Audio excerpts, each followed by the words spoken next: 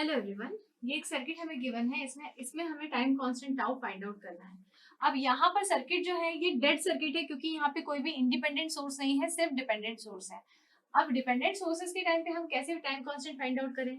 यहाँ देखिए इंडक्टर एक ही है, मतलब एल का वैल्यू तो हमारा फिक्स है। हमें क्या निकालना है, आर इक्विवेलेंट फाइंड आउट करना है।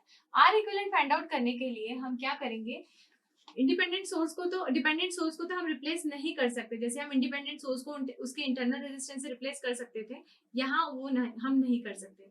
तो हम क्या करेंगे, थोड़ा रिकॉल करते हैं। जब हम थ्योरम्स पढ़ते थे तो हम क्या करते थे, आरटीएच फाइंड आउट करने के लिए यहाँ से हम क्या करेंगे, इसे रिमूव करते हैं। आपको नहीं पता थ्योरम्स, ओके कोई दिक्कत नहीं। ऐसे केस में आप क्या करेंगे, ये इंडक्टर को रिमूव करेंगे, यहाँ एक डमी सोर्स कनेक्ट करते हैं वोल्टेज, और वी और आई का रिलेशन फाइंड आउट करके आप क्या करेंगे, वी बाय आई आपका क्या रहेगा, रेजिस्टेंस रहेगा। कैसे करते हैं हम देखते हैं। ये डिपेंडेंट सोर्स का मैं सोर्स कन्वर्जन कर सकती हूँ या नहीं कर सकती, कर सकती हूँ, क्योंकि ये डिपेंडेंट इस रेजिस्टेंस से फ्लो होने वाले करंट पे नहीं, यहाँ पे डिपेंड करता है। डिपेंडेंट यदि यहाँ पे फ्लो होने वाले करंट पे डिपेंड करता तो फिर हम सोर्स कन्वर्जन नहीं कर सकते थे। यहाँ हम कर सकते हैं क्योंकि इसका करंट यहाँ वाले करंट पे डिपेंड करता है, तो इसका सोर्स कन्वर्जन करेंगे तो हमें क्या सर्किट मिलेगा, ये आपका रहेगा प्लस ये माइनस। यहाँ देखेंगे जो रेजिस्टेंस यहाँ पे पैरेलल में है वो यहाँ पर सीरीज में आ जाएगा 20 ओम्स। इसका वैल्यू क्या हो जाएगा करंट का, यहाँ वोल्टेज सोर्स जो रहेगा V इज इक्वल टू क्या होता है, IR होता है। ये current multiplied by this resistance, तो ये आपका हो जाता है 5IL। 20 into IL/4 is 5IL। साथ में क्या है, ये 10 ओम का रेजिस्टेंस है, और ये यहाँ पे हम कनेक्ट कर देते हैं एक डमी सोर्स जिसका वैल्यू क्या है, V वोल्ट्स। यहाँ से फ्लो होने वाला करंट हम क्या बोलेंगे, यहाँ से फ्लो कैसा करंट हो रहा है, इस तरह से। लेकिन हमें कैसा, जब हमें V और I का रिलेशन स्टेब्लिश करना है तो हम मानेंगे कि यहाँ से करंट IL फ्लो हो रहा है।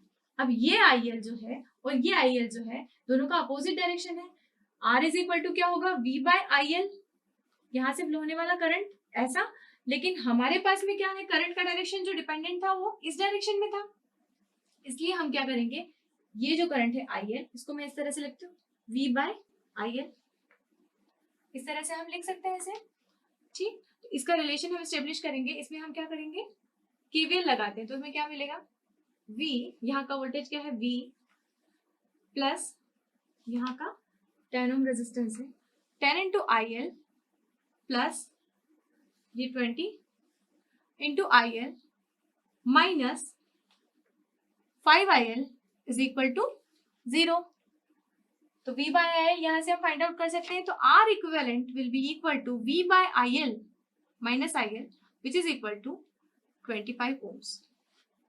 ठीक, तो यहाँ से आपका टाउ निकल जाता है। टाउ क्या हो जाएगा, L divide by R equivalent which is equal to 5 divided by 25 ohms 1/5 seconds. एक अप्रोच आपकी ये हो जाती है, आप एक डमी सोर्स लगाते हैं, इसे हटाएंगे, डमी सोर्स लगाएंगे और करंट आप यही लिखेंगे कि ये आपका IL है।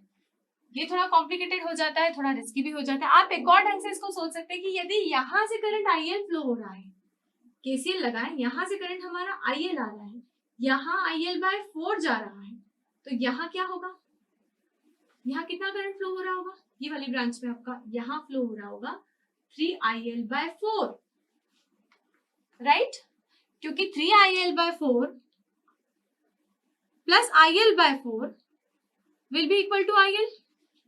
यहाँ पे हम इस नोड पे यदि KCL लगाते हैं तो क्या होगा, यहाँ IL फ्लो हो रहा है, यहाँ IL/4 फ्लो हो रहा है, तो यहाँ पे क्या फ्लो हो रहा होगा, 3IL/4। तो 3IL/4 यदि 20 ओम्स से फ्लो हो रहा है तो यहाँ इक्विवेलेंट, यदि इसको मेरे को रिप्लेस करना है किसी रेजिस्टेंस से, तो मैं कितने रेजिस्टेंस से रिप्लेस कर सकती हूँ, यहाँ के करंट और यहाँ के करंट में 3 गुना का अंतर है। यहाँ यदि 3 गुना करंट ज्यादा फ्लो हो रहा है, इसका मतलब यहाँ का रेजिस्टेंस 3 गुना कम है, तभी 3 गुना ज्यादा करंट फ्लो रहेगा। करंट का जो रिलेशनशिप रहता है वो कैसा रहता है, इनवर्स रिलेशनशिप रहता है। रेजिस्टेंस के साथ जितना कम रेजिस्टेंस का वैल्यू होगा उतना ज्यादा करंट फ्लो होगा। इसीलिए हम कहते हैं शॉर्ट सर्किट में सबसे ज्यादा करंट फ्लो होता है, ओपन सर्किट में कोई करंट फ्लो होता नहीं है। तो यदि यहाँ पे 3 गुना करंट फ्लो हो रहा है, इसका मतलब ये 20 ओम्स है, 3 गुना करंट फ्लो हो रहा है, इसका मतलब मैं यहाँ मान सकती हूँ इसका इक्विवेलेंट रेजिस्टेंस यदि मुझे इससे रिप्लेस करना हो तो मैं कितने से कर सकती हूँ, 20 मल्टीप्लाइड बाय 3 क्योंकि 3 गुना कम करंट यहाँ से फ्लो हो रहा है। तो इसका इक्विवेलेंट सर्किट में भी ऐसे ड्रॉ कर सकती हूँ, ये रेजिस्टेंस, ये रेजिस्टेंस, ये रेजिस्टेंस और ये इंडक्टर। यहां मैं बोल सकती हूँ ये 60 ओम्स का रेजिस्टेंस के जैसा काम कर रहा है डिपेंडेंट सोर्स, ये 20 ओम्स, ये 10 ओम्स और ये 5 हेनरी। जब आप इस अप्रोच से सॉल्व करते हैं तो आपको क्या मिलता है, 60 into 20, 60 into 20 divided by 60 plus 20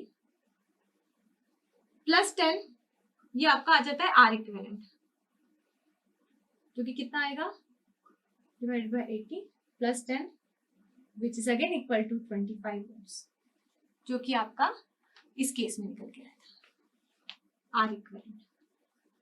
और एल आपका वही है 5 हेनरी। तो यहाँ से भी टाइम कांस्टेंट आपका एल बाय आर क्या आ जाता है, 5/25 which is equal to 1/5 seconds. आपको जो अप्रोच अच्छी लगी आप वैसे सॉल्व कर सकते हैं, पर ये वाली अप्रोच थोड़ा ज्यादा इजी है, डमी सोर्स लगाने वाली थोड़ी कॉम्प्लिकेटेड आपके लिए हो सकती है। आप ये देख सकते हैं यहाँ पे केसीएल लगा के कि यहाँ से करंट कितना फ्लो हो रहा है, यहाँ से तो IL/4 हो रहा है, यहाँ से IL हो रहा है, इसका मतलब यहाँ से 3IL/4 होना चाहिए। अगर जितना भी आपका करंट जितना ज्यादा फ्लो, कितना कम रेजिस्टेंस होगा उतना ज्यादा करंट आपका फ्लो होगा। तो यहाँ ज्यादा करंट आपका फ्लो हो रहा है, 3 गुना ज्यादा करंट फ्लो हो रहा है as compare to this current. तो इसका मतलब यहाँ का रेजिस्टेंस 3 गुना कम है, यहाँ का रेजिस्टेंस 3 गुना ज्यादा होगा। इसलिए आपने बोला कि मैं इसको 60 ओम के रेजिस्टेंस से रिप्लेस कर सकती हूँ। जैसे ही रेजिस्टेंस से रिप्लेस हुआ अब तो हमारा L/R निकालना इजी हो जाता है, आप फाइंड आउट कर लेंगे।